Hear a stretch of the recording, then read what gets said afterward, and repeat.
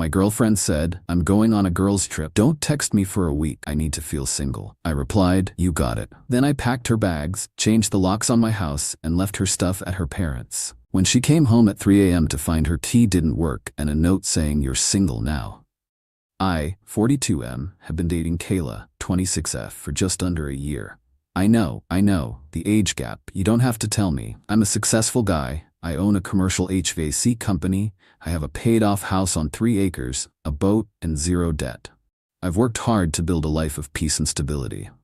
Kayla was a receptionist at a client's dental practice when we met. She was bubbly, energetic, and seemed to have that old-school appreciation for a man who takes charge. For the first 6 months, it was great. She was attentive, sweet, and seemed to hate the modern dating scene as much as I did. But then, the influencer bug bit her. She started hanging out with 2 college friends, Tiffany and Jess, who are single, 28 going on 18, and absolutely toxic. You know the type. Their entire personality is brunch, complaining about low-value men, and posting thirst traps while claiming they want a traditional relationship. Kayla started changing. She was on her phone constantly. She started using phrases like hot girl summer and roster. I shut that down quickly. I don't date women with rosters, I told her. If you want a roster, you can go be single. She apologized, said it was just a joke, and things went back to normal. Or so I thought. She has been staying at my place almost every night for the last 4 months. However, and this is the detail that saves my life later, she never officially moved in. She refused to change her driver's license or her car registration to my address. Why? Because my address is in a county with high insurance premiums. Her parents live 40 minutes away in a rural county where rates are dirt cheap. She kept her legal residence there to save about $80 a month. I told her it was technically insurance fraud, but she laughed it off. It's just a loophole, Mark. Don't be a boomer. That loophole is the reason I'm not currently being arrested for illegal eviction. Last week, the Miami trip came up. Tiffany and Jess planned a week-long bender in South Beach. I didn't love it, but I'm not a warden. I trust until I have a reason not to. Then came the conversation that ended us. It was Tuesday evening. I was grilling steaks on the patio. Kayla walked out, holding a glass of wine, looking nervous but excited. Babe, she said, leaning against the railing. So the girls and I have a rule for this trip. It's a single girl summer vibe. I flipped a steak. Okay, what does that mean? We want to feel completely unattached, she said, gaining confidence. Just for the week, to recharge our independence. So I don't want you to text me, and I won't text you. No checking in, no goodnight calls. I just need to feel single for a few days. I set the tongs down. I looked at her. You need to feel single? Yeah, she smiled, like it was a fun little game. Just to miss you more. It's healthy to have space. I just want to dance and have fun without worrying about my phone. I looked at her, really looked at her. I saw a 26-year-old woman who wanted the security of my wallet and my home, but the freedom of a college freshman. My brain connected the dots instantly. Miami, party capital. Toxic single friends, enablers. No contact rule, hiding evidence. Feels single, hall pass. She was asking to cheat. Maybe not physically, though likely, but definitely emotionally. She wanted to flirt, get free drinks, and act single without the guilt of seeing Mark boyfriend pop up on her screen. In the past, I might have argued. I might have explained respect, but I'm 42. I don't negotiate my dignity. I don't beg women to act like partners. Okay, I said. My voice was calm, the calmness of a judge delivering a sentence. You want to be single for the week. I understand. She clapped her hands. Thank you. You're the best. Tiffany said you'd be insecure about it, but I told her you were cool. I am very cool, I said. Go have fun. She left Thursday morning at 5 a.m. She kissed me on the cheek. See you next Thursday. Remember, don't text me. I won't, I promised. You got it. As soon as her Uber disappeared down the driveway, I went to work.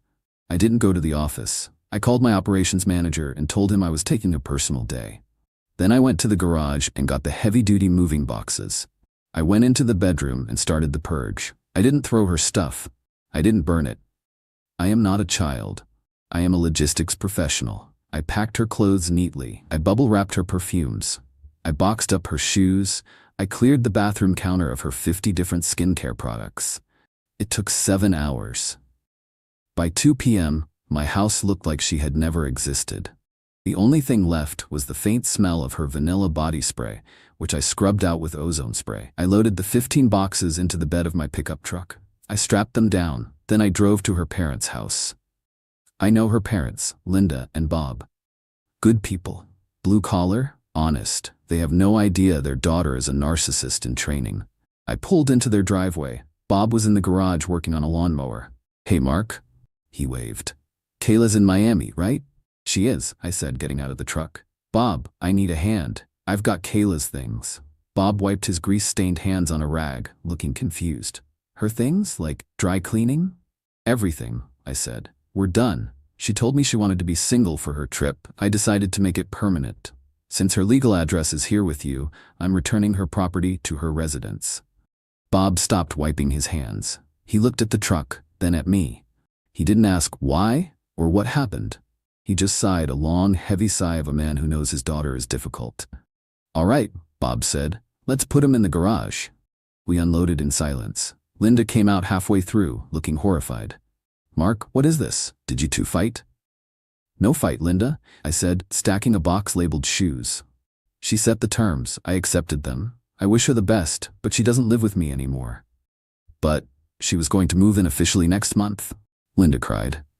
"Well," I said, "now she doesn't have to pack." I finished unloading. I shook Bob's hand. I got in my truck and drove away. On the way home, I called a locksmith. He met me at the house at 4:30 p.m. $300 later, every external door was rekeyed. I also reset the garage code and wiped her user profile from the alarm system. Then I did the digital cleaning. I removed her from my Netflix. I removed her from the authorized user list on the credit card I let her use for groceries. I checked the balance. She hadn't used it for the trip yet, thankfully. I removed her car from my Easy Pass account. Then I sat down with a glass of bourbon and opened Instagram. I have a burner account. I don't use it to stalk. I use it to check on business competitors. But I followed her public profile. The stories were already live. Kayla, Tiffany, and Jess at the airport bar at 10 a.m. taking shots. Caption: Single squad takes Miami. Video at the hotel, twerking in bikinis. Video at the club that night, Kayla dancing on a table while a guy poured Grey Goose directly into her mouth. She was feeling single, all right? I didn't feel jealous. I didn't feel hurt. I felt clean. Like I had just removed a tumor before it turned malignant.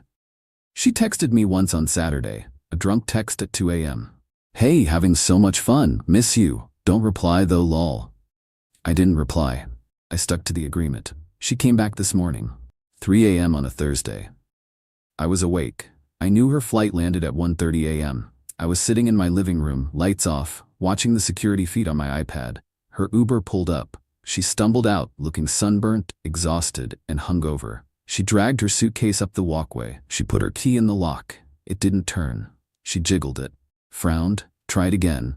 She leaned back, checking the house number. Then she tried the garage keypad.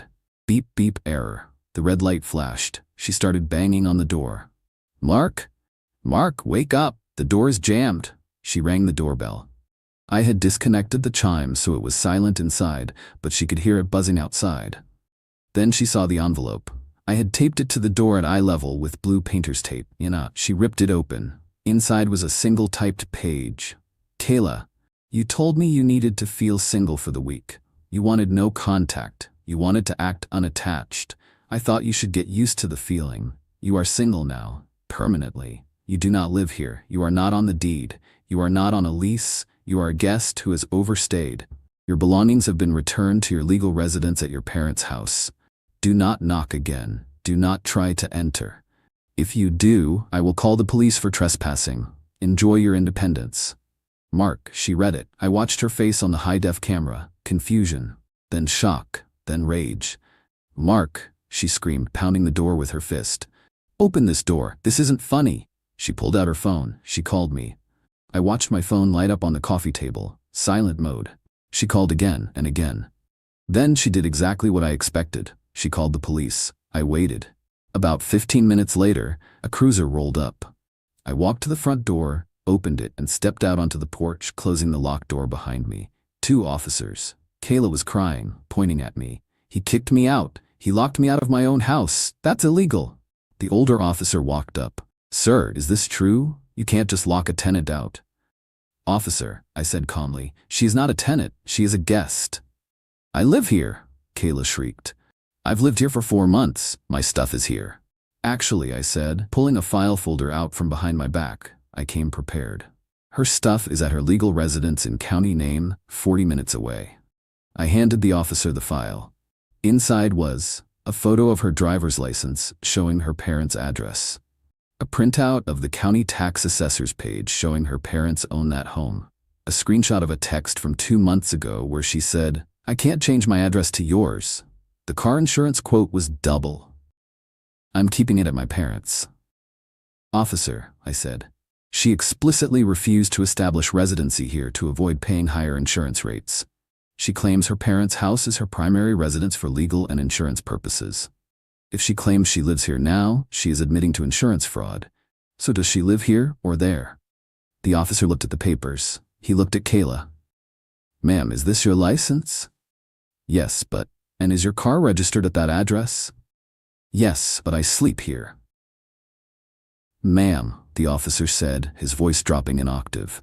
You can't have it both ways. If you legally reside there, you are a guest here. The homeowner has revoked your guest privileges. And since he has already returned your property to your legal address, this isn't an illegal eviction. It's a breakup. Kayla turned pale. But I have nowhere to go tonight. I can't drive to my parents'. I've been drinking. I can call you a taxi, the officer offered. But you can't stay here if the homeowner wants you gone. She looked at me. Her eyes were black with hate. You planned this. You set me up. You set yourself up, I said. You wanted to be single in Miami. Now you're single in my city. Be careful what you manifest. She screamed an obscenity at me, threw her phone into her open suitcase, and eventually got in the taxi the officer called. I went back inside, locked the deadbolt, and slept like a baby. Update 1. The fallout has been nuclear. I woke up today to 53 missed calls. Kayla, her mom, Tiffany, Jess, and her brother Kyle. I ignored them all and went to the gym. When I got home, Kyle was in my driveway. Kyle is 24, works at a supplement store, and thinks he's an alpha male because he lifts heavy. He doesn't know anything about the real world. He got out of his lifted truck. You piece of trash, he yelled, walking toward me. You can't treat my sister like that. I stayed in my truck. I rolled the window down 2 inches. Kyle, you are trespassing. You have 5 seconds to get in your vehicle and leave, or I am sending the dashcam footage to the sheriff. She has rights, he shouted, slapping my hood. Squatters' rights. We talked to a lawyer. Did you tell the lawyer about the insurance fraud? I asked calmly. Did you tell him that she's been defrauding the state for years by lying about her garaging address? Because if she sues me for illegal eviction, I will countersue for fraud reporting. I have the texts, Kyle. She admitted it in writing.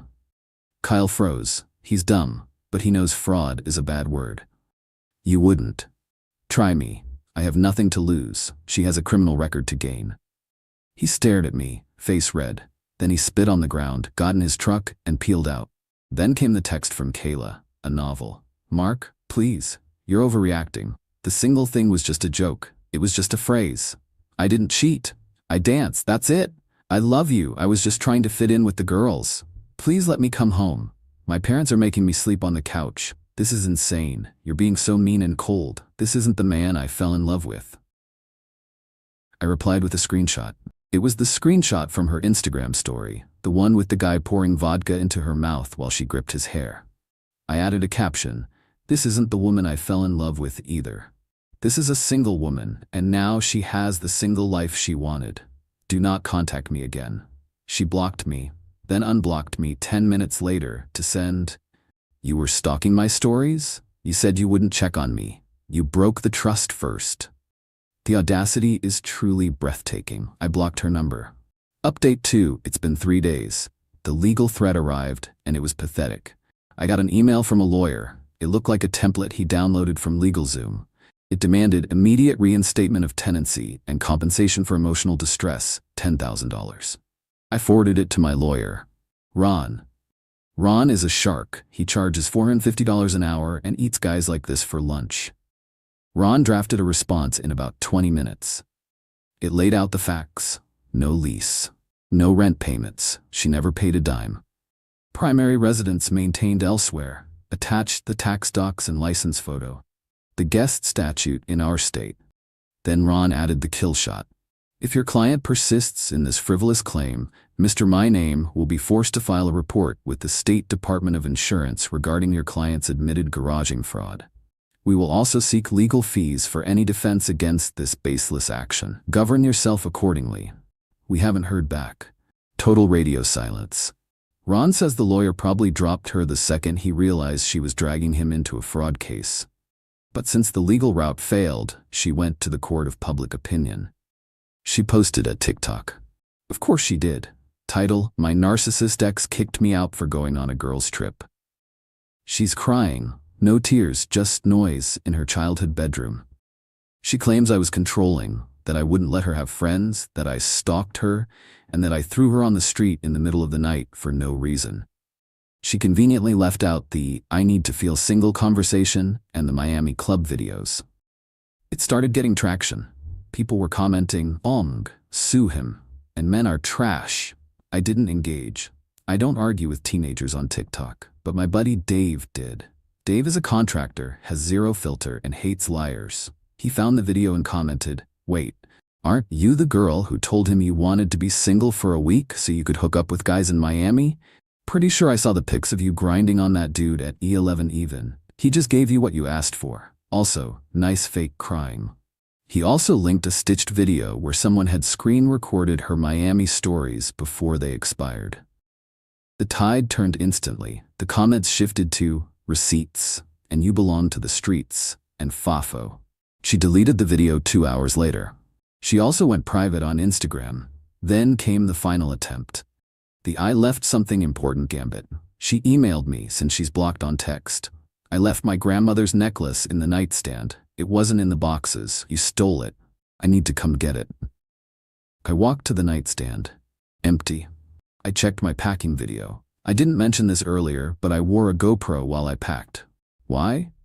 Because I watch Law & Order. I wanted proof I didn't steal or break anything. I scrubbed through the footage. There it was. Me opening the nightstand drawer, taking out the jewelry box, opening it to show the necklace was inside, closing it, wrapping it in bubble wrap, and placing it in box number 4. I replied to her email. "The necklace is in box number 4 labeled jewelry misc. I have video footage of myself packing it. If you accuse me of theft again, I will file a defamation suit. If you come to the property, you will be arrested for trespassing." She never replied. Final update: it's been 2 weeks. The silence is magnificent. Kayla has finally given up. According to a mutual friend, who I am about to cut off because I don't want updates, reality has hit her hard. She is stuck at her parents' house. She has no car. The BMW she drove was a lease in my name that I let her use. I returned it to the dealership the day after I kicked her out and paid the early termination fee. It was worth every penny. She has no sugar daddy funding her life. She's back to working full-time at the dental office, and apparently she's miserable. The Miami trip put her in debt because she put it on a credit card expecting me to pay it off when she got back. That bill is due next week. Good luck with that. I ran into Bob, her dad, at the hardware store yesterday. It was awkward. I almost walked away, but Bob is a decent man. He looked tired. Aged 10 years. "Mark," he nodded. "Bob." He paused, looking at a display of hammers. "She's driving us crazy," he muttered, voice low. "Won't stop crying, blaming you, blaming us, says we ruined her life. She needs to grow up, Bob," I said. "I know," he sighed. She's a lot. I think you made the right call, Mark. I really do. I just wish she wasn't my problem again." He gave me a grim smile and walked away. That hit me. Her own father knows. He knows she's a disaster, and he knows I was the dam holding back the flood of her chaos. I'm moving on. I've already repainted the bedroom, switched from her beige to a nice slate blue. I bought new sheets. I went on a date last night. A woman my age, 39. She's a lawyer. She has her own house. She opened her own car door. We had drinks. She asked about my last relationship. I smiled. She asked for a hall pass to be single for a week, so I gave her a lifetime pass. She laughed, a real deep, intelligent laugh. Smart man. Boundaries are beautiful. Yes, they are. To the guys reading this, when a woman tells you she needs to feel single, believe her. Don't wait for the cheating evidence. The request is the evidence. Don't negotiate. Don't beg. Pack the bags. Change the locks. Protect your peace. The streets are calling, gentlemen. Let her belong to them. I'm going fishing this weekend on my boat. Just me, the ocean, and the sound of silence. And it's gonna be fantastic.